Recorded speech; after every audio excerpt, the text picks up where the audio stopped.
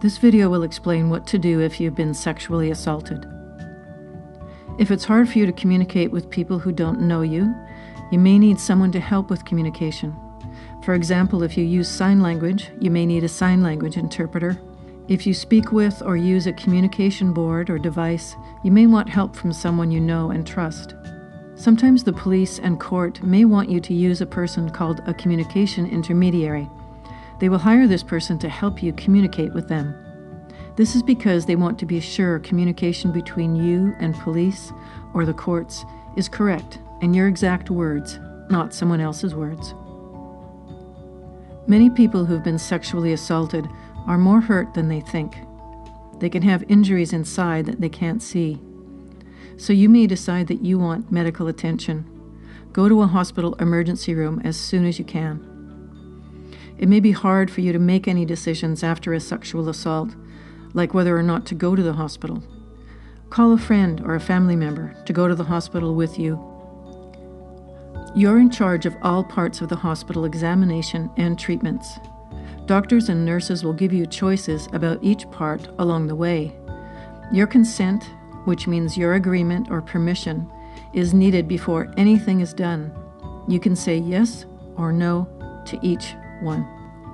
For example, the medical staff has to ask you and get your consent for a medical exam to gather proof of the sexual assault, like hair or body fluids, to give you medical care, or to give information about your case to the police. You can decide not to consent to any of the tests or treatments doctors want to give you, and you can change your mind at any time. Many people want to have a bath or a shower after they've been sexually assaulted. They think it will help them feel a bit better or forget the sexual assault happened. But it's important for you to know that washing can destroy evidence like hair or body fluids from the person who assaulted you. It may be very hard and upsetting for you, but it's best to go to the hospital without washing yourself, brushing your teeth, or changing your clothes. But even if you do wash or change your clothes, go to the hospital anyway. You can choose the kind of examination you get.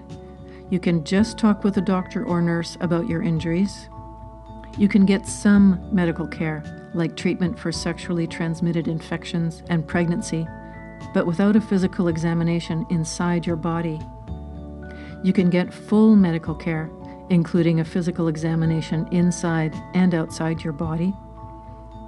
Or you can get a medical examination to let doctors gather physical evidence for police.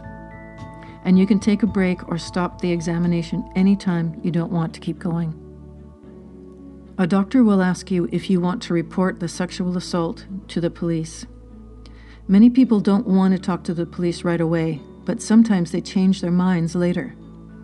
It will be much harder for police to catch the person who hurt you if they don't have evidence. So if you choose to have the medical examination at the hospital, there will be evidence later if it's needed. The evidence can be kept for up to 1 year. The hospital is scary to many people. You may feel very unsafe and afraid with a doctor or nurse, especially because you may feel upset from the sexual assault. You can have a friend, family member, or a victim services worker with you to help you feel more comfortable and safe. And the person who examines you understands that you've had a very bad experience. Hospital staff know that people can be very upset and may show this in many ways, like looking like they're not upset at all, being very angry, crying, and even laughing. You'll be taken to a private examination room as soon as possible after you get to the hospital. You may have to wait if the emergency room is busy or if the hospital is waiting for a special sexual assault nurse to come and help you. It's your right to ask for a female doctor or a male doctor if it makes you more comfortable. But you may not be able to have the doctor you want if the hospital is small and doesn't have many doctors. There are 2 types of examinations for people who have been sexually assaulted: medical care and the medical examination. Medical care is just for treatment of any injuries you may have, and a medical examination is for gathering evidence of the sexual assault. This is what happens when you ask for medical care. The doctor or nurse will ask you questions about the sexual assault. Some questions may make you feel uncomfortable or upset, but they're only asking to help you with your medical care. You can ask them questions too. The doctor or nurse will ask you about your medical history, like any medical problems you have now or medicine you're taking. If you're a woman, your menstrual history, your recent sexual history, if you use birth control pills, or when you last had sex with someone you wanted to, and if you've been pregnant before or had any sexually transmitted infections. And the doctor or nurse will need details about the sexual assault, like where in your body were you assaulted? Did the person use a condom? Were you drugged? Did you change clothes or wash yourself after?